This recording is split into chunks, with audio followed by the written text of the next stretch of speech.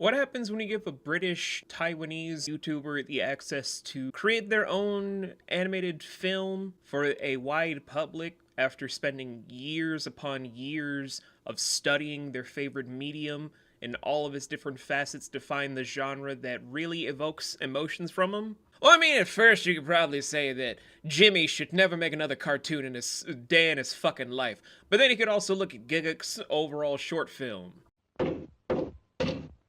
Oh, son of a gun. Anyway, enough of that. Let's have the segue go, of course, into the, the show opening. But play the show opening, motherfucker!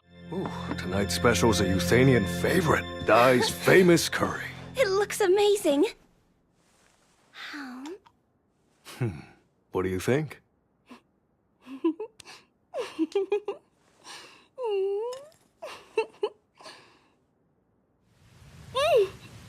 It's the best.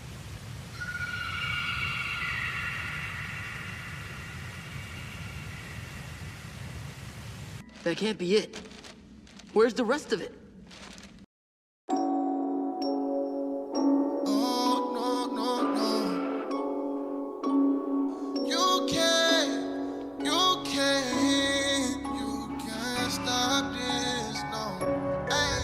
I know that this is my destiny. I was at my lowest, he saw the best of me. All of my doubts are the rest in peace. Buried them deep, then I let God come work with the rest of me. Yes, I am blessed, never stress, disconnect from all my demons. They can never get the best of me. Truly blessed to be a...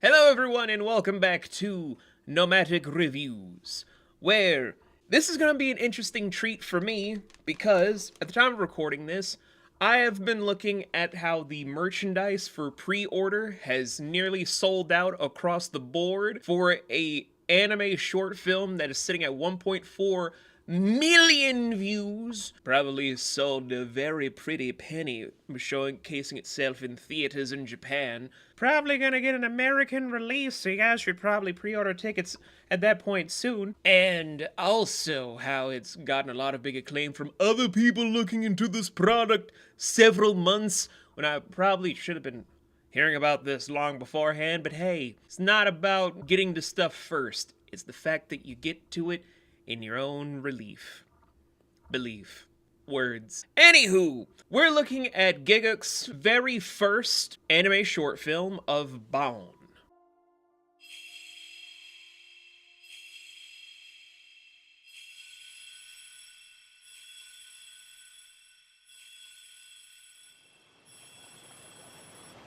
Released in 2025. Bâan was completely financed by Garnt for a long period of time to get underway, with a very limited cast of actors for the dub and the sub, but most people will probably watch the dub because it has Alex Lee. Anywho, normally we'd have a structure, as you guys know, about how Nomadic Reviews, Marauders Reviews, or any of my shows have as a structure. This is not one of those times.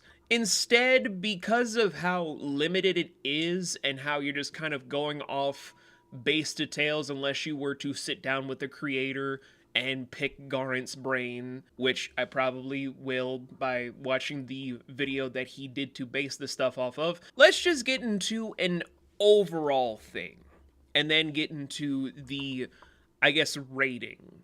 That's how we're going to split this up today in just two different facets.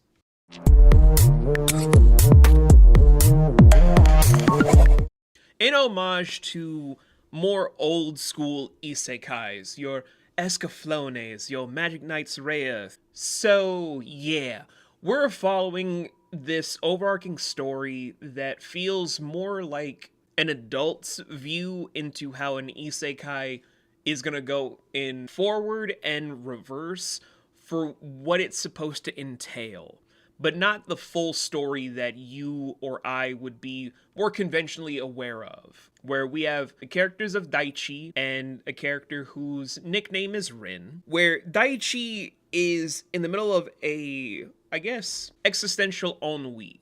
He does not know what he wants to do with his life, so he just goes to this dimension with a name I cannot remember to save my life. And in doing so, while trying to find things that he enjoys, what he wants to do as hobbies that bring life into his soul, he ends up stumbling onto a ceremony that involves this very beautiful CGI dragon. In the whole entire escapades of said event, he and Rin meet while Rin is carrying this bean banana. Why the fuck is it a bean banana, Garnt? They end up becoming a pseudo family where Daichi is now basically Papa Dai, and Rin ends up feeling like maybe she's a burden to Daichi and wants to leave her reality to then go to our reality, the realm of humans, if you will. From there, it just becomes a bit of a slice of life isekai for Rin's perspective, where it's more traditional from Daichi, finding more of a purpose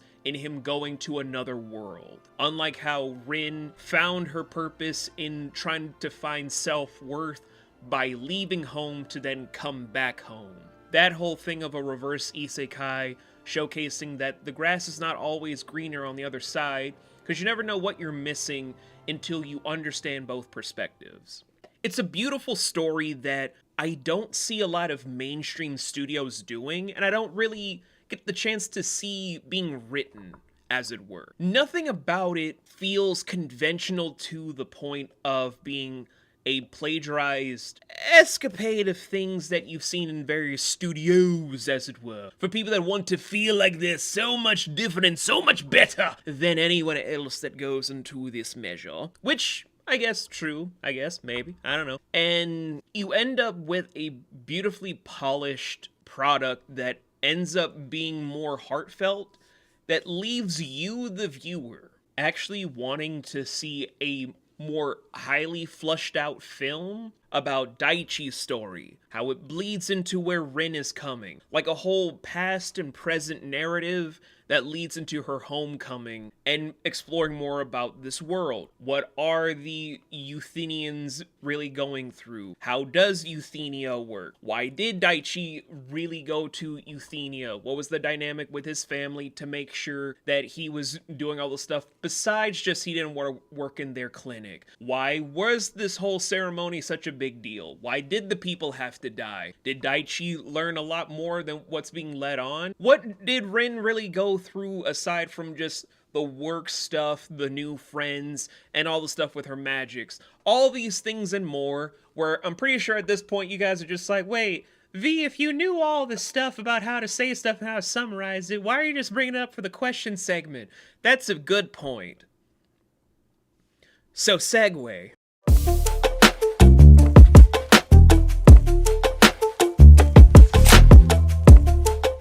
If I were to rate this in comparison to the landscape of anime that we have today, just sprinkling in all the things that we have for isekai, for shonen, for seinen, for shoujo, all the different genre pieces and more, I'd say this is more top-notch than people are giving credit for, but I also feel like with how limited it is, it screams being more incomplete than anything else. That's my biggest thing. I understand where the budget was concerned to where Bâan needs more funding, which is why Garnt and his wife Sydney are trying to get all these different things of selling merch, getting the word out, having people talk about the overall produzione, and getting more people involved for Bâan the official anime to go from short film to either a full-blown movie or an entire anime production where Garnt could make more stories, maybe make connecting series within the universe of Bâan. Maybe more people have existential crises. Maybe more people have existential ennui to where they have to leave their world to go to another world to find out more stuff about themselves. Because anime fans are very interesting people to where they look beyond the introspection about why there's a detachment area for it, and now why so many people have that escapism to bleed into why certain people would create this sort of thing. Why the narrative is so rich in being entangled into the soul of fans. If we were to leave the essence of isekais to fans like Gigguk in the industry to breathe in more of a story, I think we'd have something monumental to share with people around the world over.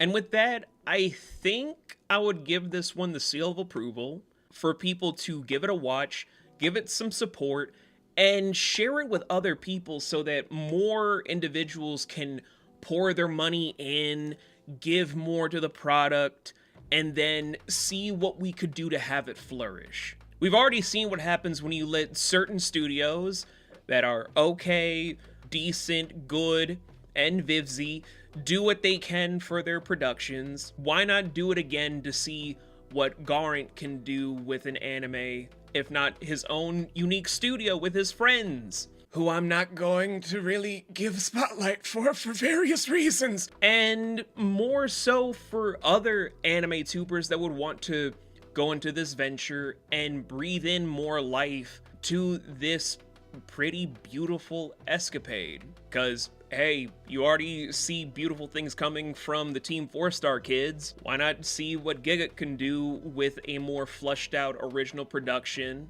and go from there? So, yeah, that is the second Nomadic review with a whole new attitude. Next episode, we're gonna probably be dipping back into my regular wheelhouse because I finally was able to sit down with Candy so that we could finally do this long-awaited review that we've been putting off for some time. Because I wanted to get off my fucking docket so that I can go back to doing fun stuff. And then maybe sprinkle some stuff that really grinds my gears. That sort of stuff. So yeah, you guys be good people, make great choices, and, you know, just have more fun. Life's too short to be upset and miserable, and you have a lot more of a fulfilling life when you yourself are able to do more beautiful things. Boy, you crazy!